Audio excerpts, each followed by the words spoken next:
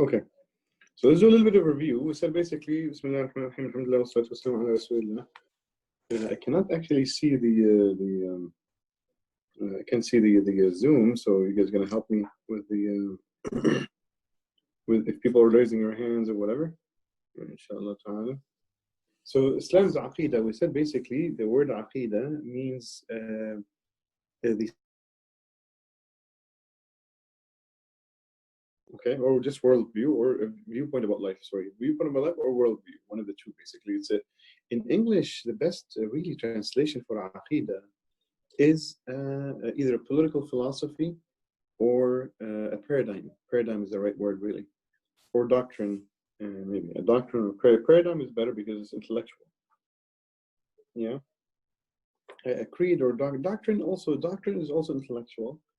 So it's really it's a set of ideas that gives the human being, define the human being, their belief system and how they view life in all its aspects. Where did we come from? So what came before life? What is this life all about? So the life's purpose in the present. And where are we going after? And that's the destination in the future.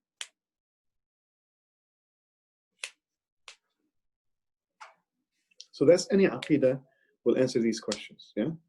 Islam's answer to these questions that Allah subhanahu wa ta'ala created the universe, created the worlds, and we were, in terms of the future, we are going back to Allah subhanahu wa ta'ala, and therefore we will be judged in terms of our actions, since Allah gave us the ability to think and have free will. Why did I jump? Why did I go past present future? I went past future. The strategic thinking, the way basically human beings should think, is should understand where they are and should understand where they're going, and then they can define what they're doing right now. Okay, to join, kind of like if you draw up point A, and let me do this basically kind of on the board really here. Can you guys see the board? Yeah. Okay, so if we define point A as your current state, and then you define point B is your like kind of what do you want to achieve, which kind of like basically life's destination. And then you can basically draw this line that is now. Yeah, this is the present. How are you going to live life now so you can go from A to B? See what I'm saying? And that's why we start with the past to understand what life, where did life come from? And then we talk about the future, meaning where are we going? So we can understand what now is all about. Okay?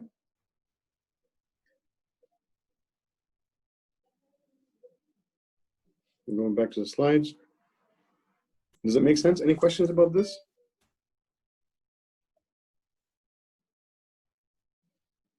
Guys, it's supposed to be an interactive class. What's going on?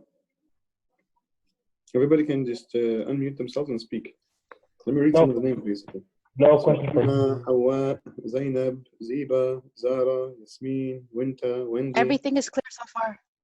Waqqas, Tharani, Sundus, Sumaya, Everything is clear. Celine, or Celine. Yeah, it's pretty straightforward. Raise our hands or should chime in. Well, I need to engage you guys. Like nobody's like speaking as much. Bless you guys. So would you like us to raise our hands, or should we just unmute and speak? You can just unmute and speak. Okay, thank you. Yeah. When we ask for questions, then you can raise your hand and then we'll call your name. But during the when I ask just for like feedback, people can just unmute and speak up. Or if people basically, if I didn't see the hand raised during the thing, you can speak up. طيب. Let's continue. We discussed also last time that there is something called the core of belief, and there's branches. The core beliefs is what makes you into a Muslim. Yeah, if somebody wants to embrace the Islamic faith, they need to believe in the 6 pillars of belief. Iman means belief.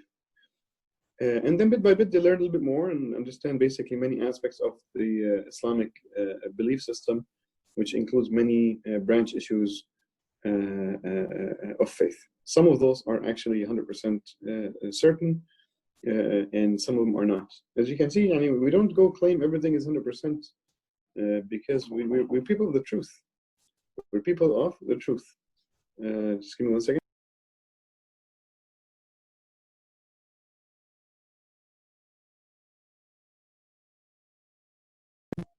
Okay, sorry, this was a quick interruption.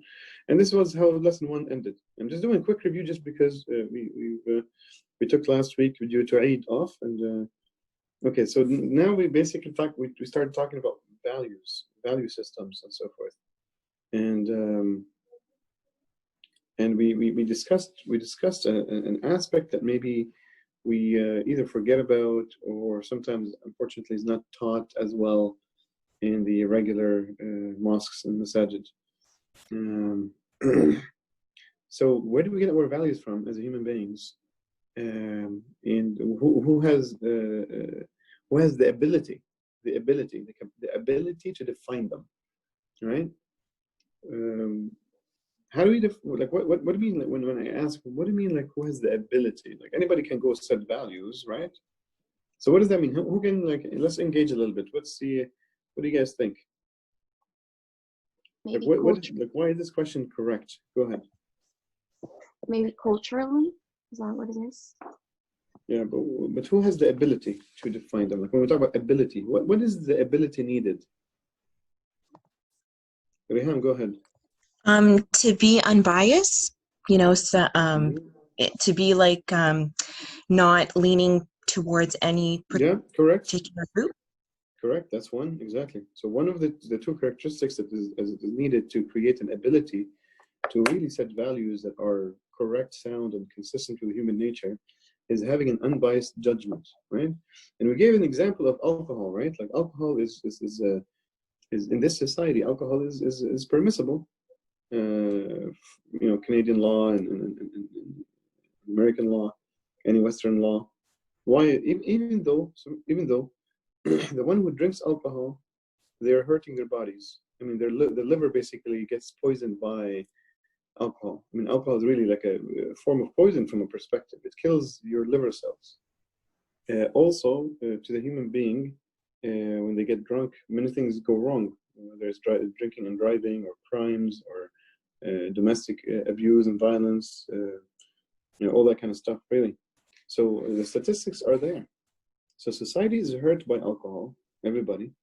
But unfortunately, there's lots of desires, bias for making alcohol permissible. So the general populace, they want to drink because drinking is fun, right? People enjoy drinking, and they feel fulfilled and they feel happy drinking. Okay, so it's an emotional, it's an emotional thing. The government, before the government, the alcohol shops, the beer shops and beer stores, and the alcohol shops and the wine stores, and they benefit because everybody wants alcohol because they enjoy it. So selling it makes lots of profits. So they want money. The government wants people to sell alcohol because they collect lots of taxes from the selling of alcohol. So as you can see, everybody, the public, the business, and the government, there's nothing left really, are enjoying making alcohol permissible, even though the diseases and the ills and the negativity of alcohol is so vivid. Islam came and said it's haram because there's no bias in Islam. Right? Haram means impermissible, for those who might not have heard the word before. طيب, so that's one. Allah barik fikum, أختي. What's the second trait?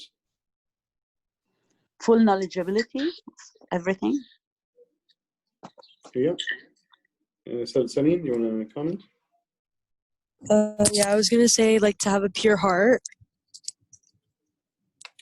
Well, pure heart is kind of like having no bias, I guess. These are kind of a little bit more similar. Yeah, but definitely, Allah barik fikum. But definitely with the other sister, Allah barik fikum.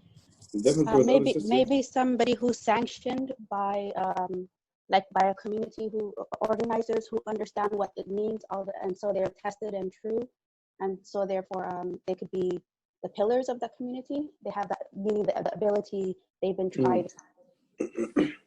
Well, I guess so. This is what we say. So let me kind of open the board again. What we said last time, if you guys remember,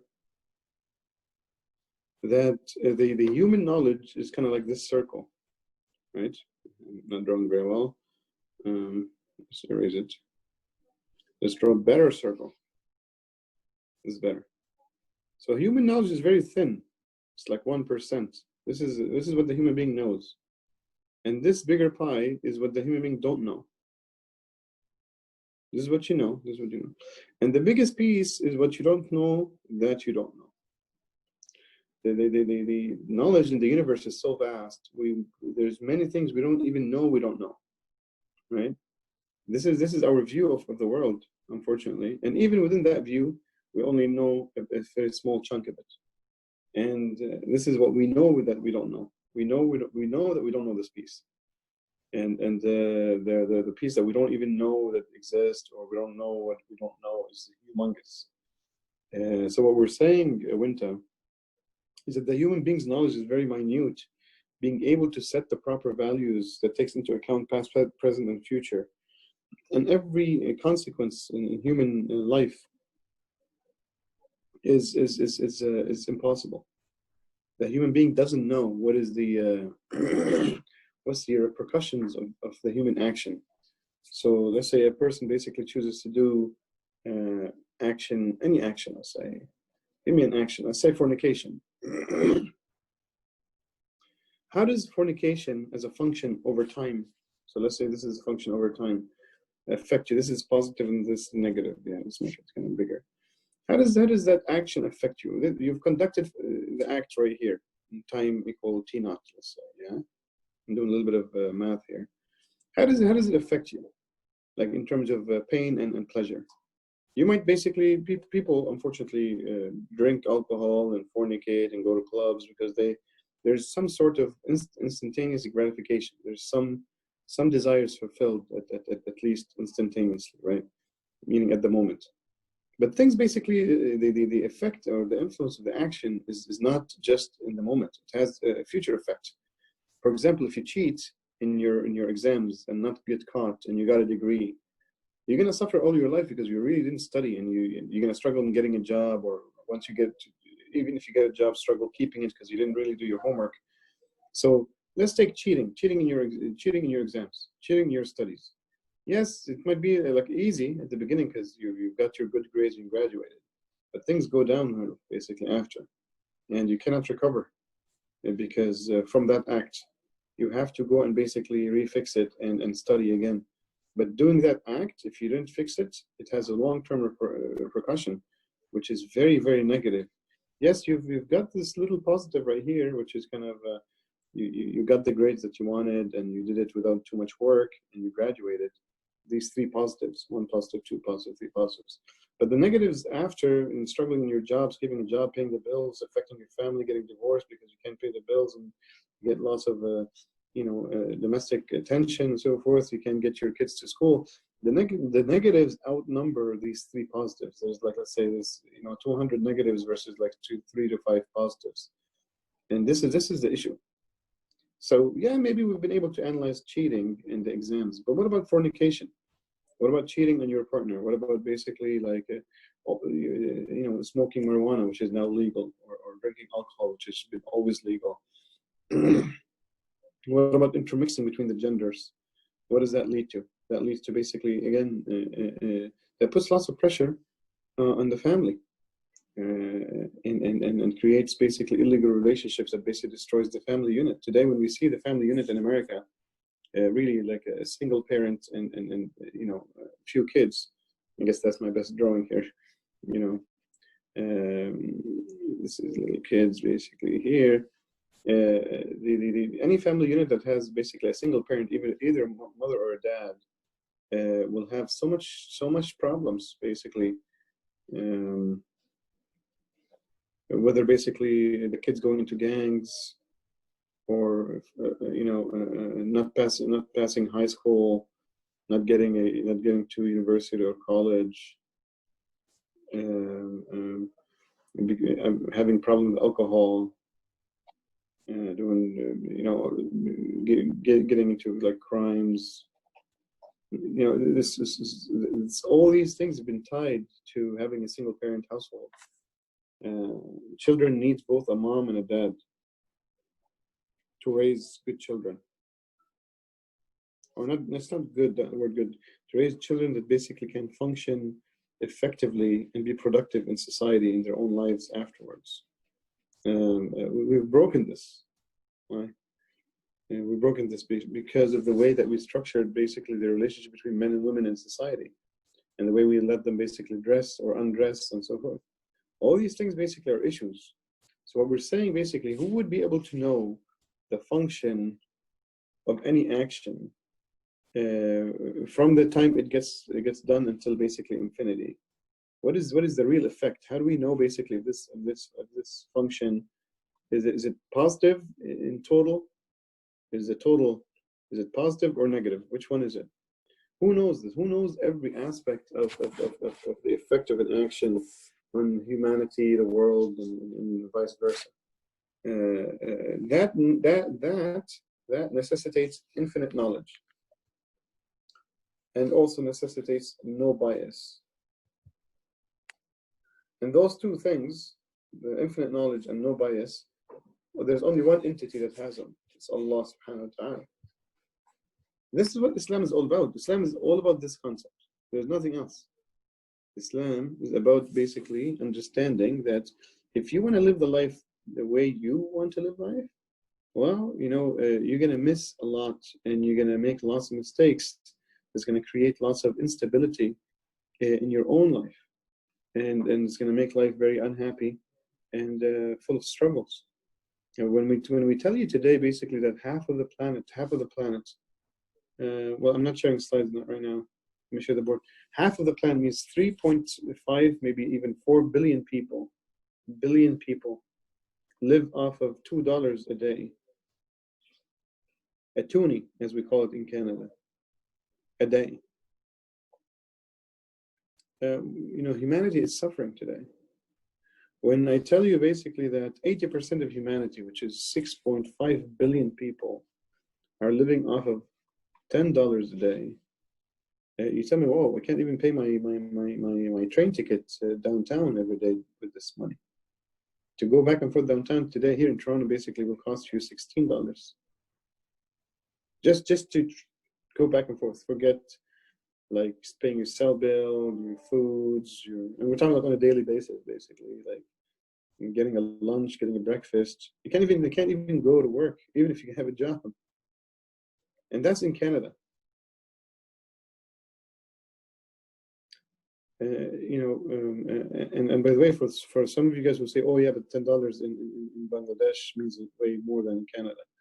These numbers, when I'm giving you the $2 and the $10, are calculated on a price parity, purchasing power parity. Do you know what that means in economics? Purchasing power parity. That means basically, actually, it's $10 of what you can do with the $10 in America, and what you can do with the $2 in America. That's what it means. I think that's going to shock you even more. And that's why I'm saying I'm giving you a real example from life here, because actually these numbers are calculated with PPP in mind, meaning basically there's people so poor, they're homeless, they don't have anything in their pockets. You see some of them here. I mean, yes, I understand it's like maybe 1 or 2% of society here in the Western world that are homeless and so forth, like really broke, maybe really basically it's $2 applied to them or the $10 applied to them. But that's what I'm saying. In other countries, brothers and sisters, yeah, it could be 2% of people in the West who are in such a situation. But if you go to Africa or Southeast Asia, we're talking basically like 50% of the population, sometimes 80% of the population living off of these figures. Forget 50%, it's way more.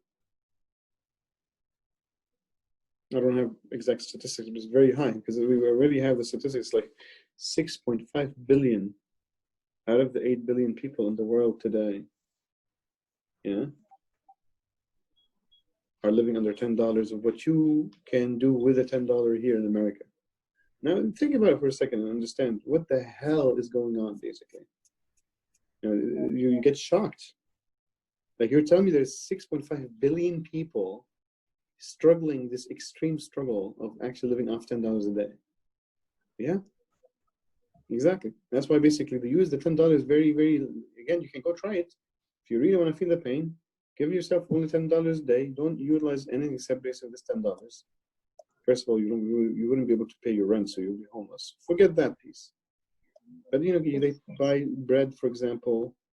They don't buy meat as much. They buy meat, like they might save up basically every day. They put $1 aside for maybe being able to buy one-time meat in the end of the week. See what I'm saying? And they buy basically, let's say, 1 pound. Really, what are you going to do with $7? $7 will get you a 1 pound of ground meat. And we also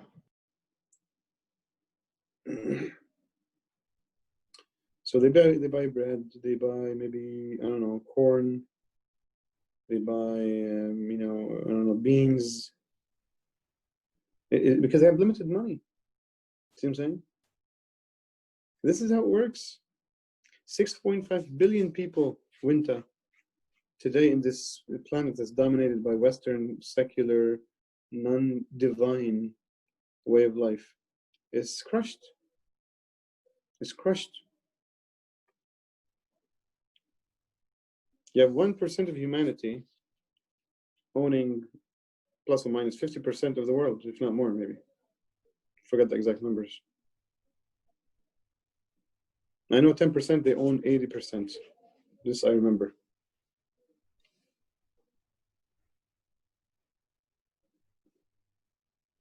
And the rest of the 90% of the population, they own 20%.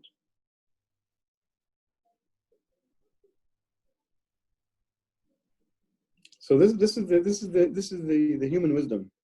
The human wisdom got us to these numbers. This is how we're living today. And that's why humanity should revolt against this human-based value system for humanity. We should always go to Allah. Allah gave us the perfect system, the perfectly just system for the human beings. This is the Islamic proposal. There's nothing about Islam except this. Everything else basically is a branch. This is the core concept in Islam. That, look, you know, we need to live life. How are we going to live it?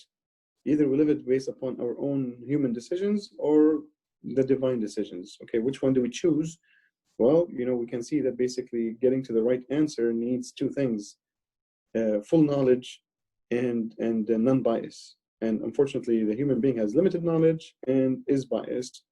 There's only one entity in the universe that has all knowledge and is not biased, which is Allah. This is the Islamic argument. There is nothing to Islam other than this. How do you how do you get to this goal without going all out war? No, forget. It's not about war. It's about belief. Islam never basically pushes its beliefs with the hard power like the Americans do. Right, like the Americans wanted to take their democracy, which is an idea, into Iraq. They smashed the whole country, killed like 5 million people and 3 million babies, and bombed the country with depleted uranium. That's how the Western world do it. Islam, this is how we do it in the discussion. It's exactly what we're doing right now. See what we're saying? Because Islam has the truth, we don't want to accept a conversation. We never wanted to accept a conversation. But when a person doesn't have the truth and they want to push their agenda, unfortunately, people will resist the falsehood, and therefore they decide that once their ideas, the false ideas, implemented, they're going to use force. That's why the Americans and the Western world in general have always used genocide and bombings to take their ideas and implement them in Africa, Southeast Asia, Latin America, and all over the world. But in Islam, so does Islam have allies or comrades, or it doesn't associate? It's just individual. Islam is an idea. Islam is not a human being. Islam is an idea. Well, yes. So the idea, if it doesn't have allies. For example, it cannot work within other systems. It cannot work in the West because the foundation of the West is completely contradictory to Islam. So in this case, hence why I asked, how do you practice this? So how do you go about it? Yeah, I get it. So you need to understand that basically us as Muslims, we can live, as Muslim individuals, we can live in the West, right? There's no problem with that. I mean, we've been living in the West for 100 years now. It's not, in Australia yesterday I was surprised that basically, because I guess in Indonesia and Malaysia, Islam entered Australia in the 1700s, I think, or something. So anyway, or at least 1800s. The point is, we're discussing Islam as a system. You know what I'm saying? Not as individuals. Individuals can be Muslim and live in the West. Non-Muslims can be non-Muslims and live under an Islamic system. systems basically allow to varying degrees other people of other faith to live within its dominion. It's not a big deal, right? Based again to a varying degree, as I say. So in Islam, we allow non-Muslims to be citizens of an Islamic country, right? Unfortunately, there's no Islamic country today, as I said last time. Saudi Arabia is not Islamic. Iran is the farthest from Islamic. There's no Islamic country today.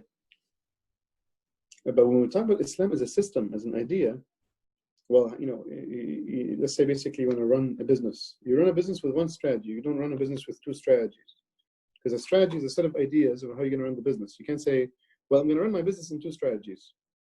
That's a formula for the demise of the business, right? Like you can't do it. It's impossible, right? You either run the business this way or that way. You either buy now or you delay buying. Or, for example, you either go strategy to enter a market or not to enter a market. So because this idea is definitely basically any country, this is what I'm going to basically tell you. Yeah. Any country can either be run by capitalism or communism. You cannot basically say, well, we're going to run it with capitalism and communism together. It's either this or either that. Similarly, any country can be run either with capitalism or Islam or communism, communism or capitalism. There's always basically one strategy for running a country. Islam is one strategy, and we're saying we're right now we're basically making a case of why it is the best strategy for the human being as a human being, not for the Muslims. Muslims don't come with a specific ethnicities. There's white Muslims, black Muslims, brown Muslims, Chinese Muslims, European Muslims, Latin American Muslims. There's Muslims from all over the globe, because Islam doesn't have a specific color, nationality, ethnicity, language, or background. Anybody can basically believe in the idea of Islam and become a Muslim. What makes you a Muslim is believing in the vision of this Islamic idea. Yesterday, you were speaking on the brother who was in the middle, who was half and half. Yes.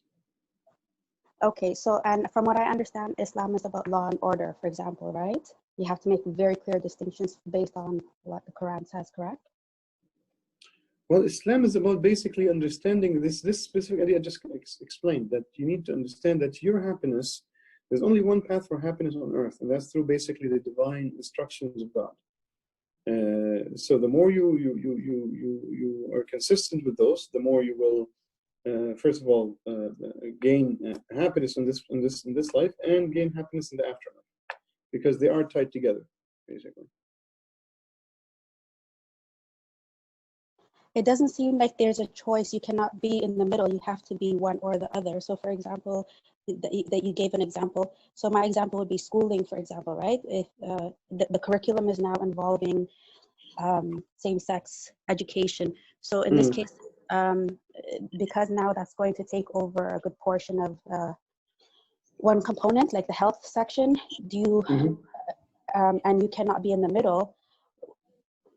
That's what I mean. It seems to be like a very hard, clear cut that are you supposed to just remove them from the school, or is this drastic action? No, or do you let them? Yeah, you can let them go to school, but then basically explain to them basically what Islam says about this subject. Any subject, could be evolution, could be same-sex marriage, could be gender fluidity, whatever it is, basically. See, these are more like basically choices, right? Like, and how do you deal with them? People might make different decisions. Islam doesn't come and tell you, do this or do that. Islam will tell you, believe this and believe that. And if you put your children in a public school system that basically teaches them ideas that are not Islamic, then you must make sure that you're teaching them the Islamic ideas at home. Right. So I think that was my question. I think you answered it. Can you do half and half? Like you teach them, but you still allow them to go to the school without being complicit? Yeah. So it's not, I wouldn't call this half and half. That's why I didn't understand. It's more like terminology. So no problem. There's no problem with basic, as long as the meaning is reached by both sides. It's fine. Yeah. Like I personally went to the public schooling system here in Canada, so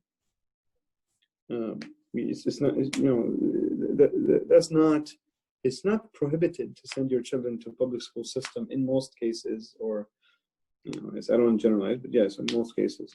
As long as you're doing you're taking care of your children and you're teaching them Islamic ideas, so they don't lose, they don't get confused basically.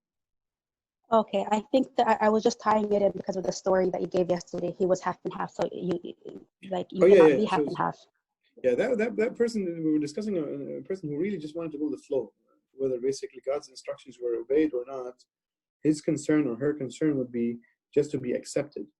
And the person and then the Prophet Muhammad basically warned us not to be from those who just want to be accepted, because people might, the majority sometimes might actually decide to do something wrong. So you want to be an intellectual, and you want to own your own decisions in your own mind and think for yourself. This was the lesson from yesterday, exactly. Yeah.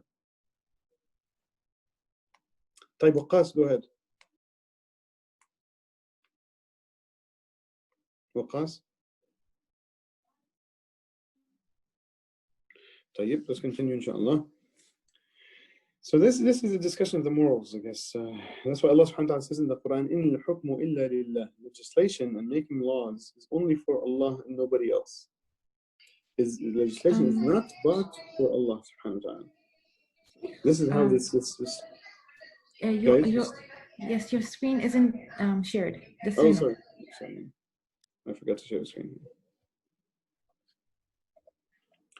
So this is really the Islamic faith. Islamic faith is understanding that you could either you choose how to live life or you let Allah choose for you. That's kind of the basic building block of what La ilaha illallah means, really. You're taking Allah as your sole arbiter on your own life.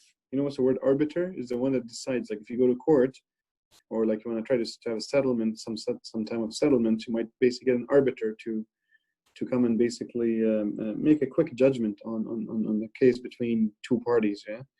So here the two parties is you and your own self, you and your own desire, basically. Allah subhanahu wa ta'ala, you're taking Allah as an arbiter in your own desires and choices. He will set those for you. And that's why Allah subhanahu wa ta'ala says in the Quran very clearly, فَلَا وَرَبِّكَ لَا يُؤْمِنُونَ حَتَّى يُحَكِّمُكَ فِيمَا شَجَرَ بَيْنَهُمْ ثُمَّ لَا يَجِدُوا فِي أَنفُسِهِمْ حَرَجًا مِّمَّا قَضَيْتَ وَيُسَلِّمُوا تَسْلِيمًا. But know by your Lord, they will not truly believe. Who's they? They who claim to be Muslim. Many Muslims claim to be Muslim, but they don't really kind of submit to Allah subhanahu wa ta'ala as well. They will not truly believe until they take you, O Muhammad, the judge, because he's the messenger. Muhammad is the messenger. He's conveying Allah's instructions and commands. The judge concerning that over which they dispute amongst themselves. So any issue of controversy, any issue of difference in opinion, any question about values, right or wrong, you always have two sides. Who's the arbiter? The judge, Allah subhanahu wa ta'ala through Muhammad sallallahu alaihi wasallam's message. And then find within themselves no discomfort. If you're a true believer, you don't find discomfort if Allah tells you to wear the hijab, or not to take mortgage, or to grow a beard, or to wake up in the morning to pray Fajr. You know what I'm saying? So they find within themselves no discomfort from what they have, from what you've judged, and submit in full and willingness, entire submission to Allah subhanahu wa ta'ala. وَيُسَلِّمُ تَسْلِيمًا, basically complete submission and willing submission. This is what belief in Islam means. This is it. Allah subhanahu wa ta'ala is saying, look, anybody who does not basically have these emotions and these principles and stances and beliefs, that person can claim all what they want to claim all their life. They can claim that they're Muslim, but they're not. If they're not a Muslim, they are a disbeliever. They will not truly believe. They're not going to be a believer until they actually make you, O Muhammad, the judge of their affairs, and then they find no discomfort from the judgment, and they submit to this judgment fully and willingly. See how basically the belief system is encapsulated in this ayah, in Surah Nisa, verse 65, chapter 4, 65. Any questions about this ayah, about this verse? I have a question about your previous point, Sheikh. Can we call like there is no gray area in Islam, like it's either white or black? Well, it's not like that. Islam will always have an answer, definitely. Either do or don't. From that perspective, yes, there's no gray area. But there's gray areas in questions sometimes where people are confused about, and Islam tells you if there is gray area, stay safe in the good area. I don't know which color you're going to choose for that, but I have a question, please. if you can put your hand up, inshallah. Who was speaking? Wanta. Wanta, okay, just put your hands up, inshallah. So there's a couple of people, and we'll get to you, Wanta, inshallah. Ahmed, go ahead. Ahmed Salim. Assalamu alaikum, Sheikh. My question is that can objective morality change within time? You're mentioning morality that's given by Allah subhanahu wa ta'ala. So can it change as the progression of time continues? Okay, so look, objective morality could change based upon the context. And that used to basically be before the Quran was revealed.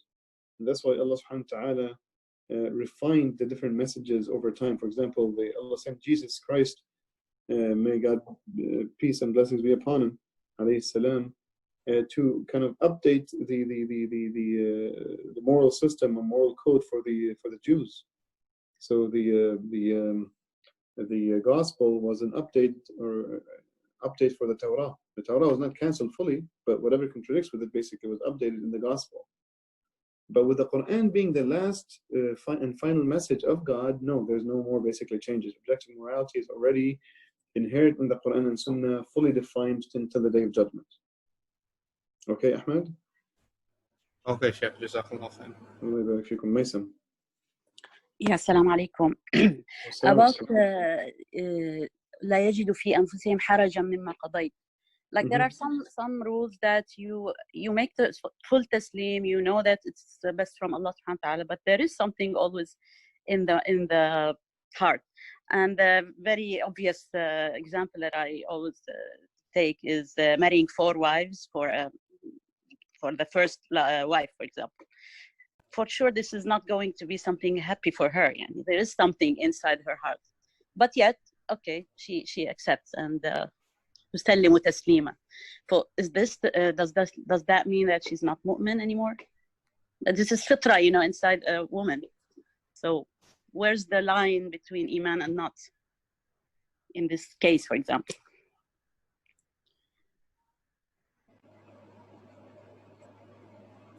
Sheikh, you are mute, just so you know.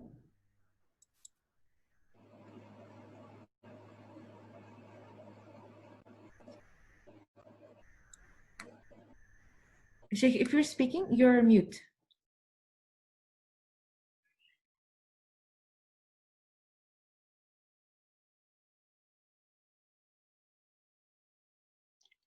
Was my question clear to everybody? Yes, it was, clear to me, at least. Okay. Yeah. Yes, it was clear. Okay.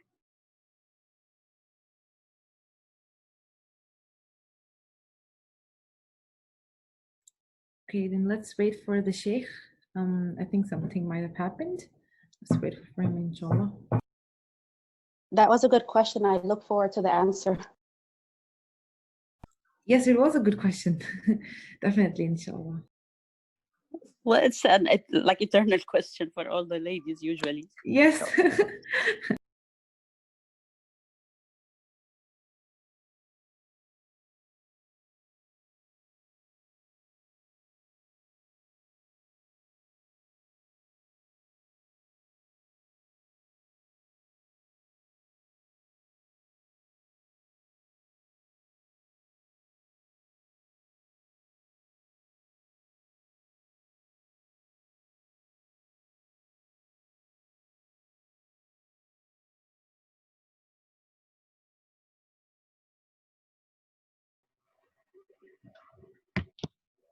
And can you repeat the question, please?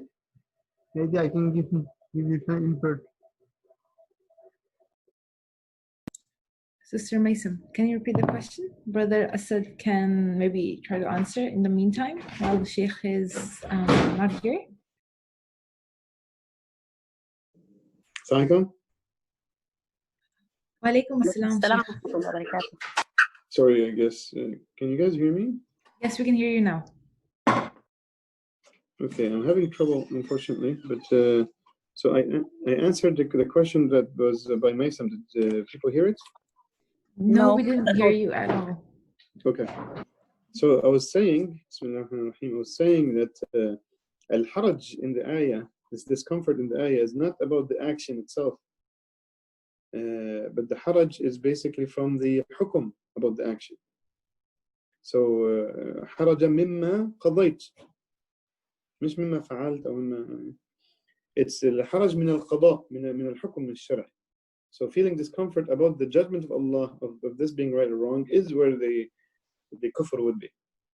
But you basically, as a woman, being like you don't want for yourself and you don't like basically your husband having a second wife, that's natural. It's a choice. Allah didn't make it obligation. Allah made it permissible. And the jealousy within a woman's heart basically is natural. But hating the hukum of Allah about this issue is where basically the belief would be impacted. You see the differentiation? So الحرج من قضاء الله وليس من يعني الفعل نفسه. Can you guys hear me, or did I lose you guys again? Yes, but it's not quite clear cut. Like, so tell me, what is it this or that? What يعني, I don't know. No, we can hear you. Yeah. Okay, exactly. الحرج هو من القضاء من قضاء الله من الحكم نفسه من الحكم الشرعي. You hate it's this being permissible. Why did Allah make this permissible for a man to marry another one? You don't like that. There's haraj in you accepting that it is halal. This is actually leads to kufr. Okay? Yeah, but when you hate it, like even for yourself, you don't like this thing happening. That's fine. That's fine. Maybe in your heart you would say, why is it allowed? Okay, this is a problem. The why is allowed is a problem. For example, Allah subhanahu wa ta'ala made sushi halal to eat. You might not like it. You might hate sushi. So you don't. If you hate sushi being halal, it's kufr. But if you just hate sushi, that's your preference. If you dislike your husband having another wife, that's your preference. But hating that Allah made it halal for the man, that's kufr. See the difference? So let's stick to the sushi example. Sushi is halal. So Allah says it's permissible. You hating that Allah made it halal is kufr. You just hating sushi as a preference is your own choice. See the difference? Yeah, but sushi is not imposed on you at some point. You have the choice. Either you take it or not. But when you are imposed by something and you have to say, oh, I accept and everything is okay, and here is the issue. And this is imposed on you and you have to accept it very willingly and nicely. Here is the issue. Who said this? It's almost impossible, No, that's not correct. Also another ayah about the nushuz وإن امرأة خافت من بعدها نشوزا أو إعراضا. At some point this guy has nushuz to his wife and she will just try to please accept me in your life after 50 years of living together, for example. Here there is something for myself I would think maybe they didn't know how to make tafsir for this ayah. I don't know. Feels really there's something wrong in this. Sorry about this, but well, it's not, okay, look, the tafsir of an ayah is something and you basically thinking Allah doesn't know what he's talking about is something else. No, I know Allah is the full wisdom, of course. Of course not. So I feel that there is something about the tafsir. Our discussion is not about what we're talking about. احنا عم نحكي عن الحرج ان الله سبحانه وتعالى we don't like what he's telling us. See what I'm saying? So sometimes it goes against your emotion.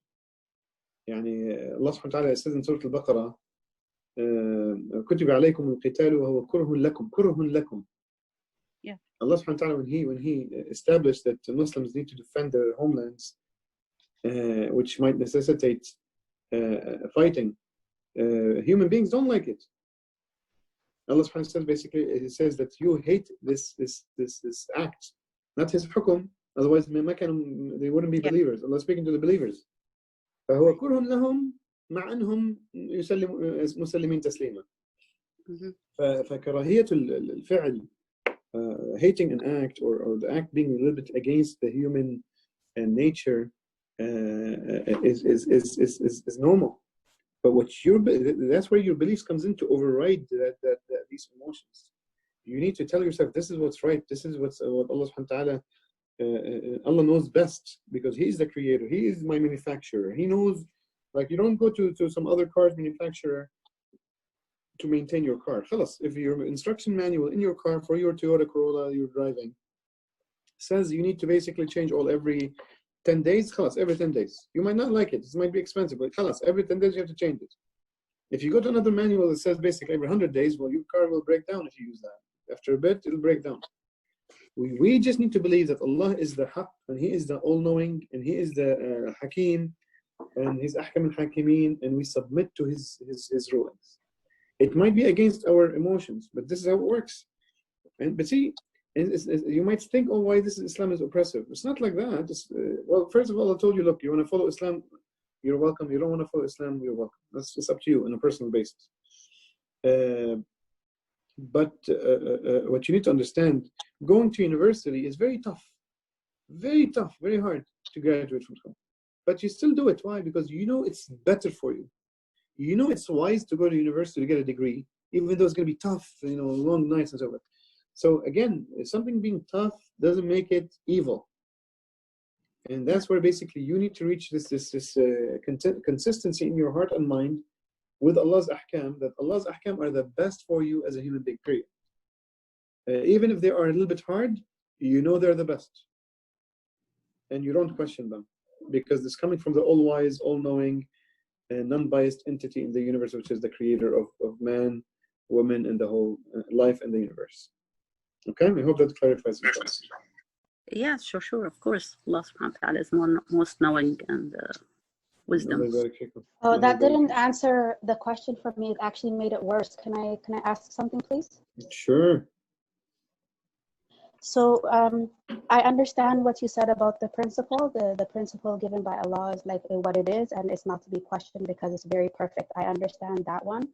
But just like how we said, Saudi Arabia, for example, is supposed to be the head of Islamic State, but it's the least. It doesn't really practice. So therefore, it's not like halal, for example. So in this case, just because you are allowed to marry wives, it doesn't necessarily mean that the man who's marrying these multiple wives is upholding that law to the highest degree, and therefore jealousy and anger and all these natural feelings can arise because it's not being done well. So is it not possible, just like if you say you're Muslim doesn't mean you're actually Muslim, in the same way the man may abuse that power. It's a good principle, but it may be abused, and therefore that hardship is felt by the woman. Yeah. No, definitely.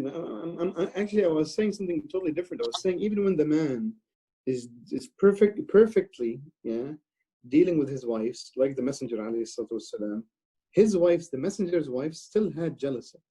So I was saying jealousy is okay as long as basically we manage our behavior and we deal with it. It's natural to have it. It's not disobedience, or it's not rejecting God when you feel jealousy of the act. That's what I was saying. Now you're bringing another dimension. Now you're making the situation, if you're taking it further, I took it even way further. I said the husband is perfect. When he's not perfect, you take him to court, and the judge basically will hold him accountable. If the man is not treating his wives as he should, then they take him to court, and the judge basically will hold him accountable. This is not even a discussion. Secondly, you need to understand the woman at the end of the day has the right to disengage from the relationship. So there are certain cases where basically the woman can choose to say, you know what, I don't want to be in this relationship, and that's it. So there has to be this balance and this understanding between the partners. We always say that basically the marriage contract, we're not Catholics, and we're not Mormons either. So people need to understand this, especially Winter, you're coming from a different background. We're not Catholic where we look down upon divorce. No, divorce is regular. People can divorce. You come into the contract willingly and you leave it willingly. Okay? So we're not Catholics from that perspective. Secondly, I'm not sure basically how Mormons basically specify the polygamy, but also from our perspective, There's many just constraints that are put on the man in the treatment of his wives, and there's also basically a right for the wives to disengage if they feel this is not working for them. So trust me, we're not even talking about basically abuse here. Abuse, you go to the judge, the court basically will fix that. We're saying in a perfectly acting man, the wife might still basically be jealous, and I'm saying that's natural. It's not disobeying to Allah to feel jealousy, but sometimes Allah subhanahu wa ta'ala knows what's best for you, even if it's a little bit hard on yourself. And I gave the example that going to university is hard on you. You need to wake up early, go to class, work hard, do homework, do projects, spend long nights studying. But it's good for you to go to university, right? So the hardship was worth it. So that's what I'm trying to say. Does that clarify now better? Yes and no. It's actually just, to be honest, it just angered me a little bit more. I would need to discuss, but it's maybe not the time. But thank you.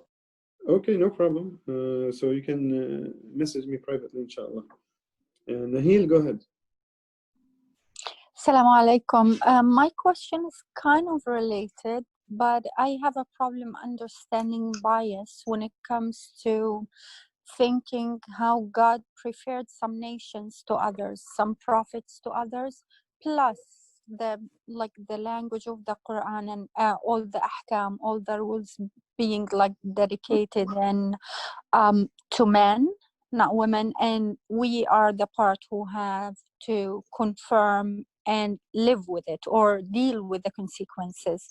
So yeah, that's it. Sorry, which consequences? I didn't get it.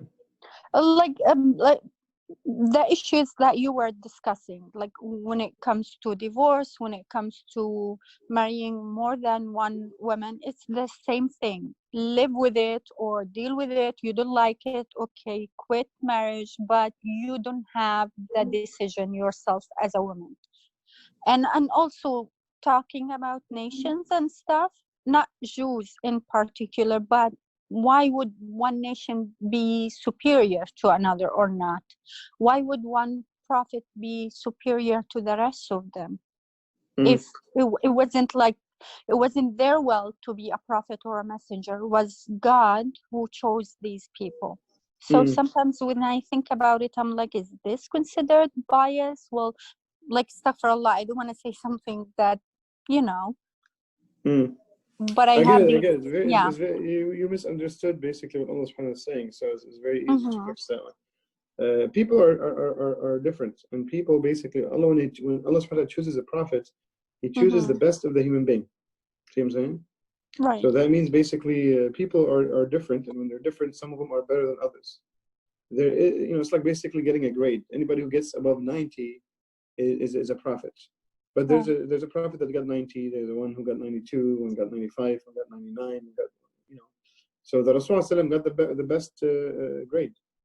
That's why he's the best of prophets. Does that explain it now? Yeah. Okay, Jazakumullah khair. The second issue, I'm not sure basically what you were referring to. What we need to understand, without going into the details of the rulings, is that Allah subhanahu wa ta'ala is perfect. And His knowledge is perfect, so the ahkam that He gave us are perfect.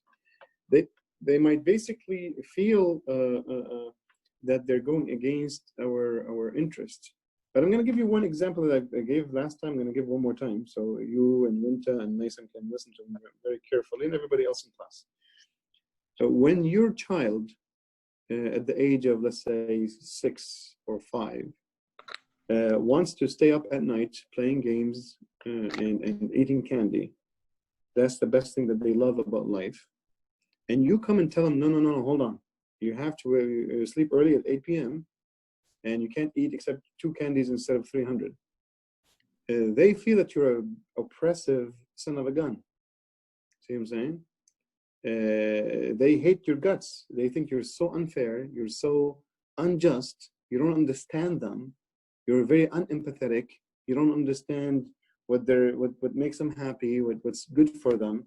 You're harsh, and you're very unmerciful. So human beings are like that with God. Okay, God knows what's best for the human beings. Tells them to sleep at 8 and no candy. and they revolt and they become rebellious. The message of Islam is to wake you up from that mode. God told you want to stay in this mode, that's fine. You go to hell. But you want to listen and basically realize that you're actually acting like a little, 4 or 5 years old. Well, then we wake you up with this message. So it is very straightforward. Either you believe fully, or you don't believe and go to hell. Period. There's no middle ground in that. In Iman, there's no middle. Iman is 0 and 1. But progressing in your Iman and spiritual development is a process. It's a process, and you grow like you grow your muscles. But you need to reach a conviction that God knows what He's talking about, because He is the eternal, unlimited being that is not biased, all-wise, all-knowing. See what I'm saying? Does that answer your question? It does somehow, yeah. No, it has to, right? Either it does or it doesn't. So think about it and do some reflections on this issue. It's not about debating what is the hukum. If Allah exists and He's eternal, and that means He's unlimited in wisdom, knowledge, and He's not biased, and the Quran is His final and true, unaltered word, that is a message for humanity to live by. Khalas, we do taslim. This is what a Muslim is. Submits to the fact that this is the truth. Can we say, sorry, can we say that the rule is biased, and the hukum is kind of biased, but because we believe in Allah and He knows what's best, then we submit? No. No? No. You shouldn't say. If it's biased, then it's not from God. The minute you believe it's from God, it cannot be biased, right? The ahkam are different. Different doesn't mean biased. Biased means basically someone who's altering the truth because they have a self-interest. So, for example, let's say right now somebody came and told me, Sheikh, if you tell people that God that Jesus is the Son of God, I'll give you $1 million. I have self-interest in being rich, let's say, billah, and I take that money, I'll lie. This is what bias means. Allah's giving you the truth, the right way of living. See what I'm saying? What's good for the woman, what's good for the man, what's good for the young, what's good for the old, what's good for the animals, for the plants, for the planets, for the universe. So Allah knows what's best for the universe, right? And what I'm trying to tell you again, I'm trying to tell you basically, some things go against our nature. It's like you going to university. I said you go to the gym. How many of us basically struggle with losing weight? Let's be very frank. Why? Because losing weight, even though it's the wise thing to do, it's tough. So we don't want to do it, and we don't do it most of the time. So similarly, basically, doing what's right, which is Islam, sometimes it's tough, and sometimes people choose to disregard it. Is it right? No, it's not right. Darn no, it's not right. 100% is not right. So think about that piece, and inshallah, Allah will fill your heart with iman and taqwa. And I know it already is, Nahil, without iman, you wouldn't have asked such questions anyway in the first place. Allah barik feekum, inshallah. Thank you. Jazakallah khair. Wa iyaakum anytime, akhti. Maysam, last question, because I have to go. I should have left 7 minutes ago, but I will take this as the last question. Go ahead.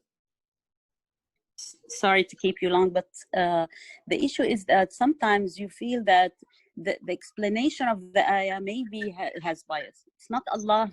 Allah is, of course, He's the God-willing and He's always true, yani. But maybe that the people who made the translation of the ayah or the hukum could be biased, because they are men, for example, in this case. Then you as a woman translate it yourself. Islam, see, unlike Christianity, and I want this basically to be on the record, we don't have clergymen. We don't have a pope that only has the right to explain the book. Any Muslim can go and translate the book, and explain the book. So go translate it yourself. Allah subhanahu wa ta'ala says in the Quran, بِكِتَابٍ عَرَبِيٍّ مُبِينٍ, meaning basically Allah subhanahu wa ta'ala sent a book that is Arabic and clear. So if you know Arabic, go and explain what you want. And the women jurists and scholars in the Ummah are many. And there's no such thing as basically this theory that men scholars are trying to be biased. This is for me, this is rubbish, actually.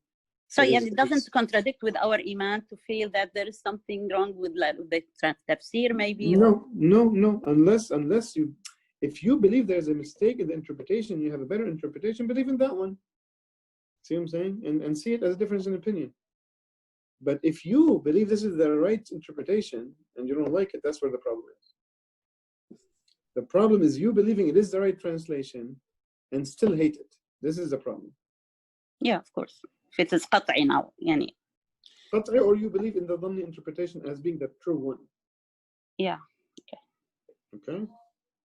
May Allah bless you guys. I hope people benefited from this discussion. I'm very open and love the discussions to happen in class. But anyway, give us feedback if you don't. And Winta, please feel free to telegram me a message, inshallah. And we'll see you guys Thank you next so much. week. No problem. Anytime, guys. We'll see you inshallah next week. Assalamu alaikum wa rahmatullahi wa barakatuh. Wa alaikum assalam wa rahmatullahi wa barakatuh. Alaikum assalam.